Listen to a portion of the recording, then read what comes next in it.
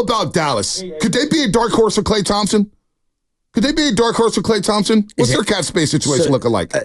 They are currently, and I don't know if this is updated since, but Spot Track is usually pretty fast with it. They are $40 million over the cap right now, so that they have that negative symbol. Never mind. Right? So they're 10th, but again, I don't know if this has been updated since Tim Hardaway going to Detroit. But let's ask Eddie Johnson about it. All right, let's get to Eddie Johnson, our main man, Eddie Johnson, man. It's always good to talk to Eddie, longtime NBA pro, one of the best color analysts out there for the Phoenix Suns, also Sirius XM Radio with our boy Justin Termini. And look, man, he's got something going on, and we haven't played golf yet, but he's got a golf app now, Shasky. And you got to pull this up. Combat Golf. I'm looking at it. How's it look right now? It looks good. Is it a good app? Yeah. Is Eddie jobbing us here? Downloading it. Is Eddie just trying to get us out some money here? What's going on with Combat Golf? What's up, Eddie? Good morning. What's up? No, I'm not trying to get you out any money, but what my app does is it really unites golfers that like to play a certain way. And then I'll get your money. Okay, all right. Okay, so that's how it works. And it's just something I've been working on for the last 3 years. Obviously, still work in progress, as any app is. People that make apps, they'll tell you that it's an never-ending process. But now you can download it from iOS or Android, and it basically is tremendous, man. You build societies of golfers that you normally play with, set tee times, all of that. It's just something that I felt was needed because we do waste a lot of time on the first tee. And my app really helps that. It helps facilitate that, which is good for golf courses, which is good for golfers behind you, and all of that. So, download it and check it out. I encourage everyone. Shasky's downloading it right now. It looks good from what we see right now, Eddie. This is good stuff, man. I'm logging in right now as we speak. Yeah, congratulations on this, man. This is awesome. Combat Golf. Go ahead and download the app. Do a favor for our boy Eddie Johnson, man. He's one of the good guys out there. All right, let's get to basketball here because we still got to get out there on the golf course. I don't want you taking my money because all I do is hit divots, and Shasky, I don't know where his game is at right now, so we'll move on from that right now. Way better than yours. Probably better than mine. I would say that. I will bet on that. Klay Thompson, let's start there. You're tapped in with the NBA. What kind of market do you anticipate for Klay Thompson coming up here as free agency, basically legal tampering period, begins Sunday at 3 p.m. West Coast time? A great market because he's a tremendous person. And he's still an unreal basketball player. He's the second half of this season, I think he showed everybody how good he still is. And I expect teams, if he becomes a free agent, I expect teams, he gets out there, obviously he'll be a free agent if he doesn't sign a deal, but I expect teams to be calling right away as soon as that window opens. I mean, who wouldn't want Klay Thompson in the organization? And the Warriors know this, but obviously the Warriors right now have a conundrum. That second apron is in their face. Klay is gotten older. And Steph is still at such a crazy level that you have to still facilitate a situation to where he can have a chance to win a title. And I think every organization comes to that realization. I don't think Klay should take it personal. I think the Warriors have rewarded him very well. But everyone gets old in this game. The perceptions of players change. The good thing is I would tell Klay and any other player is, hey, you're still here and you're still viable. Like some guys play maybe 5 years, some play 10 years. Some can play 15 years. I was a guy that played 17 years. I didn't care where I played. I didn't care who wanted me. I didn't care who didn't want me. The only thing that I cared about is that I had a chance to continue to play the game that I love at an age where I knew I wasn't Eddie Johnson of the 20-year-olds. And I think that should be the case with Klay. And you shouldn't take it personal. It's business, as he well know. And I think, probably the move would be good for him. I think he should be rejuvenated if he went somewhere and he had to lead and they had to be counted on a lot higher than he is right now. How much do the behind-the-scene relationships and how these contract negotiations kind of go about, how much does that determine for a player, whether they're in or out, just in general, on the team that they're with? It depends on the conversation and how it's handled, the back and forth, the attitude of it all, the response to your demand and then vice versa. Relationships can be harmed on the telephone without a doubt. I mean, for me, if I was an agent, I would try to make at least most of my conversations with GMs that really is very important face to face, because when you text or you on the phone, they can't see your expression, and I truly believe that. And Klay deserves better than that, right? He deserves the utmost of representation, and I'm sure that's what he's getting. And so it's no negativity that can come out of it. And it seems, though, over this period of stretch here, that some negativity has come out of it just based on Klay unfollowing the Warriors and all of that stuff. It's things that you really don't want to happen, because that guy, if it wasn't for that guy, Warriors don't have 4 championships, okay? It's an organization win. Even though Steph and Klay and Draymond have played a huge role in them winning, Kevin Durant, the bottom line, though, is this man, Klay Thompson, deserves the utmost respect, and I'm sure the Warriors are giving him that. Eddie Johnson here on the Morning Rush on 95.7 The Game. We like hearing that. Suns broadcast at Sirius XM Radio with Justin Turbide. We'll see where Klay ends up. Orlando has a lot of money. OKC has money. Philadelphia. Hey, everybody needs shooting, right? Everybody needs shooting and spacing. Yeah. We'll see where Klay goes starting on Sunday here. Let's ask. We'll get to Kevin Durant in just a second, but Paul George, it sounds like he may be on the move with the LA Clippers. For what you've seen from him this past season, is he the type of guy that's going to move a needle and take a team over the hump? What's your thoughts on Paul George? Because there's a lot of rumors. Look with the Golden State Warriors right now, Eddie. Yeah, Paul George is obviously one of my favorite players. And the reason why I've been knowing him since he's 17 years old, my son went to Fresno State and played on the basketball team as well. They're very good friends. Know Paul's family. And he's a tremendous young man. He truly is. He wanted to go back to L.A., he wanted to go back home, and I think he enjoys that. And that's what's going to be very difficult for him. But I also think, guys, he's reached a crossroads in that, he wants to win a title. He's going to make generational money. That's not going to be the issue. I think right now he wants to win. And quite honestly, look, he has a tremendous team there. If healthy, Kawhi Leonard, James Harden, Russell Westbrook comes back, they're role players. They got a tremendous team. The problem is they could never stay healthy, and Kawhi Leonard could never stay healthy in the biggest moments. And I think that's an issue for Paul George. I truly do. Not that he dislikes Kawhi Leonard. It's just the fact that Kawhi Leonard has a title, and Paul George wants one, and he's probably to the point where he doesn't know if Kawhi Leonard is going to be there and available for him to be able to go get one. And I think that's where his decision-making is going to come in. And so I'm not shocked that he has interest in the Warriors. I hope he doesn't go, because I don't have to deal with you all during the course of the year. But I understand why he would want to play with Steph, why he would want to play with Draymond. I get it. And you know what? It could happen. It truly could. I think Chris Paul has to play a huge role for you all if it does. He's got to extend that option that he has. And I think if Chris Paul extends that option, then I think you can pretty much surmise that it's some serious conversations going on in regards to Paul George behind the scenes. How dangerous does that make the Warriors if they add Paul George?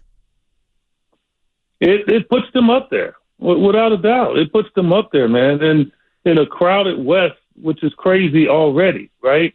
I think the Suns next year, based on having familiarity and being able, those big three, to play together, which they didn't play much together this past year, that's going to be a problem for teams. Memphis returning their guys, that's going to be a problem. Yep. Obviously the Lakers, obviously Denver.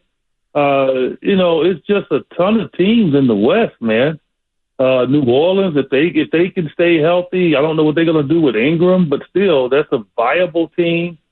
It's just, man, it's a lot. It's a lot of competition in the West, and so, yeah, it's going to put the Warriors right up there, without a doubt, man. You had Paul George to Steph, and if Draymond can, keep his head clear, over a period of time, I think that's a dangerous situation for any team to face. Wow. We like hearing that as well with Paul George and everything like that. Eddie Johnson here on the Morning Rush on 95.7 The Game.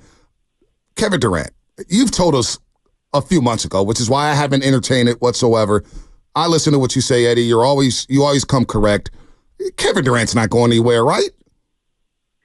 Look, first of all, the great Cotton Fitzsimmons, who I miss a ton, okay? He passed away a number of years ago. I remember he once looked at us. We were all in the locker room. And here's a guy that loved us.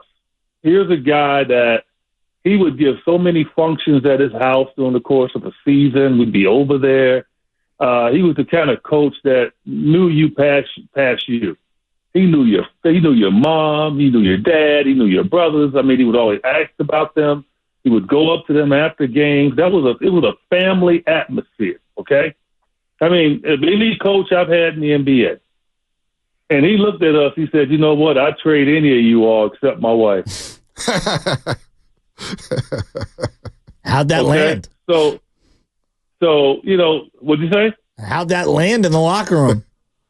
Oh, we appreciate it because, look, I truly believe from a leadership standpoint, if you say 7 to 8 positive things to somebody, then you're allowed to say something negative. They'll accept it. And that's just the way I walk with my life. I'll be open and honest with you, but I'll also have fun with you and be balanced with you, so you'll know when you walk away that I wasn't being vindictive or vicious in what I said. And that's just the way I walk. And so he was like that, and I got that from him. And we didn't take it anyway, other than we better keep working hard and doing the things that he needs us to do so we don't get traded. I mean, that's just the mentality, right? And I think, when you hear rumors like that, and KD has heard them over his career, he's heard situations and all of that, it doesn't bother him. Like, it truly doesn't. That's what people need to understand. It doesn't bother the athlete in that regard, man, to a high level, because it's a part of the business. He's not going anywhere. In my thought process, they're going to run this back with these 3 guys. And I think it's a tremendous opportunity based on what they can get around them. They understand now what they need to put around these guys. Yeah, a point guard. Last year they didn't. Yeah, well, not just that and other things too. Like in the draft, they went for defense. I like Ryan Dunn, Eddie. Ryan Dunn looks good. Yeah, they went for athletic guys, so they didn't 100% know exactly what to put around these guys. Gotcha. Right? They thought that these guys can have other job descriptions. And look, Kevin Durant's a killer. Bradley Beal's a killer, and Devin Booker's a killer. And when you look at the box score, the first category you're looking at when you talk about those 3 is the one to the far right, how many points they had. Okay? That's it. That's the first thing. You're not looking at how many assists and all of that stuff, okay? So I thought they got caught up in that last year, trying to prove that they could play point guard and they could facilitate around a need. And I think Mike Budenholzer saw that. He's observed it. And I think they're going to make that adjustment and try to take the ball out of these guys' hands and let them be the killers on the offensive end like they are. That's enough Phoenix Suns talk. I don't think you guys are winning anything. Hey, I like the killer talk. I like it, Eddie. Keep cooking, man. What'd you make of the Bronny, LeBron James, Lakers situation?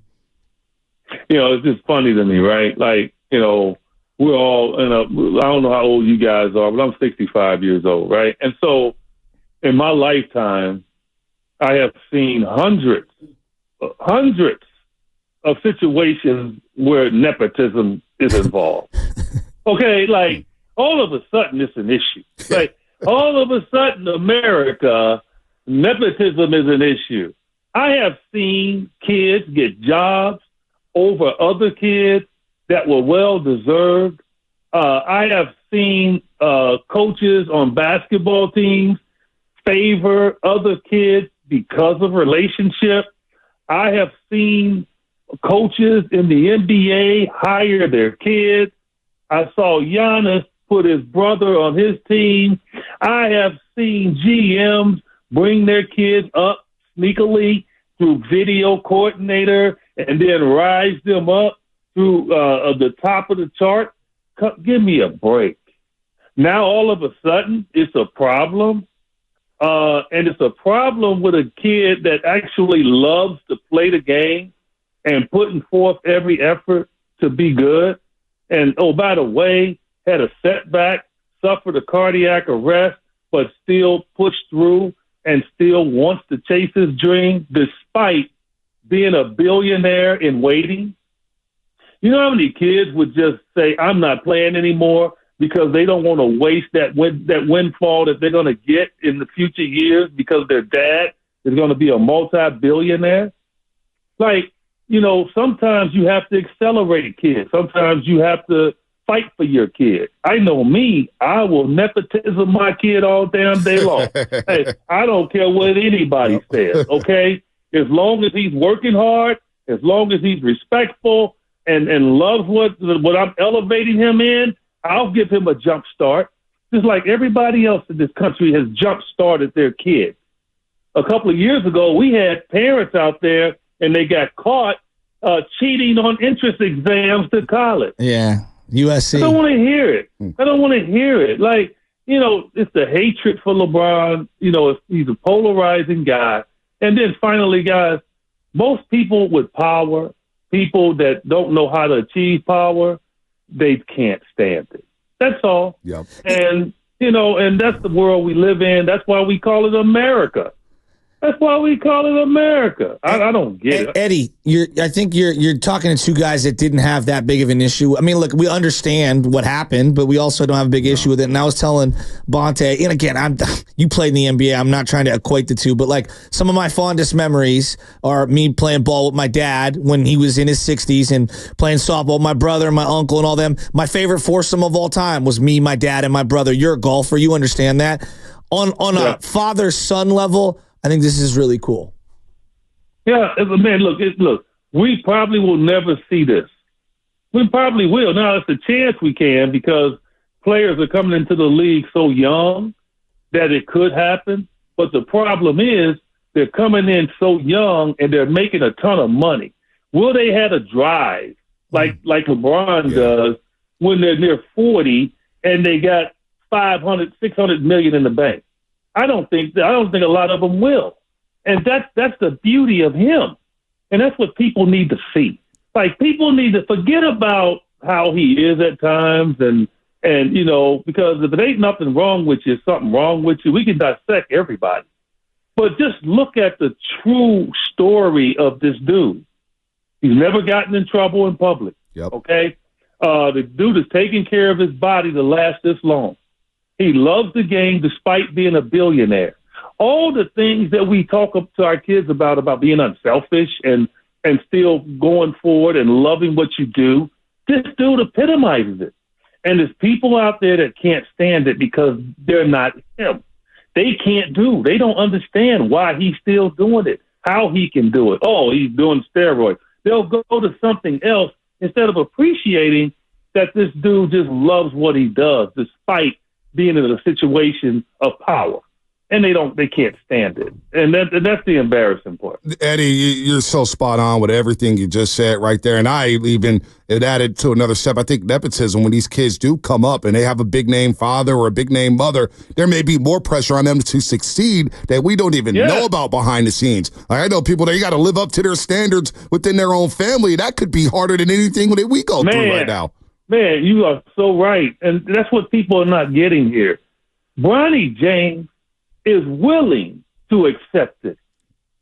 I wish my damn kids would have that, right? Yep. Like, we all do. Like, we want our kids to have that mentality. Like, despite what I have, despite I'm driving a freaking Porsche 15, okay, and living in a big mansion, I still got drive to go do something. Like, that's what you want. Because a lot of kids that grow up in that environment, they don't want to do anything. They don't want to do anything. They want to live on what you've done. And I think that's what people need to look at, the example that I think LeBron has given them to raise their kid that kind of way and love on their kids. You know, so that part bothers me because we're talking life stuff now, and it's not about basketball. It's about a man that basically loves his kids, like all parents do. And he's going to do whatever he can to put his kid in the right position. To me, nothing's been done wrong. Eddie Johnson, this is why we love having you on this show, because you keep it all the way 100, as the kids say. There's no lies told. That what you just said, man, that was spot on. And we will continue to support your new app, Combat Golf. Download that. All you golfers out there, download Combat Golf. It looks like a really cool application. Eddie Johnson, he's launched it. He's worked on it for 3 years. Eddie, have a good show today, Sirius XM Radio. It's popping in the NBA right now. This is a fun time of the year. We'll see what happens with the Golden State Warriors and Phoenix Suns. Thanks for the time today, Eddie. Yeah, it's going to be fun, man. These next few days, I think some trades, some free agency, there's going to be rapid fire, man. So get ready for it. I'll be somewhere sipping a margarita. I'm not going to tell you all where I'm going, but I'm going on vacation on Monday. But I'll definitely have my earpiece in, listening to all the stuff. Can we join? We'll bring some clubs and a little bit of money. Look, actually, I'll be staying at a resort that has got 36 holes of golf, a training center. And I'm looking at the water at the same time. Oh, you're going to Mexico. Margarita. Hawaii or Mexico? I'm going to have my margaritas. I'm going to tell you that. Yeah. I'm not mad at that. All right, Eddie. Enjoy vacation, man. Okay, guys. All right, Eddie Johnson, man. Wow. I'm about to use this app next week. I'm challenging Porter. I'm going to do it. Combat Golf. Combat Golf. It looks like a cool app, man. Again, the Denver Nuggets. They've had serious interest in Paul George. League sources say the Denver Nuggets, for example, had serious interest recently in the prospect of adding George by way of a possible extended trade with the Clippers if he chose to go that route. Yet, in addition to giving up George, the max deal he so desires, the Nuggets would also give up Michael Porter Jr., Zeke Naji, and a significant amount of draft capital. The Nuggets value their draft picks perhaps as much as any contender in the league, and so the interest ended there. But Eddie touched on Paul George. Touched on it. I didn't know his son played with Paul George at Fresno State. Wow. Knows Paul George very, very well. Warriors are big game hunting, that's for sure. Something tells me something's percolating, and they're going to try to swing big here. They may strike out, but they're going to strike out swinging, folks. They ain't striking out with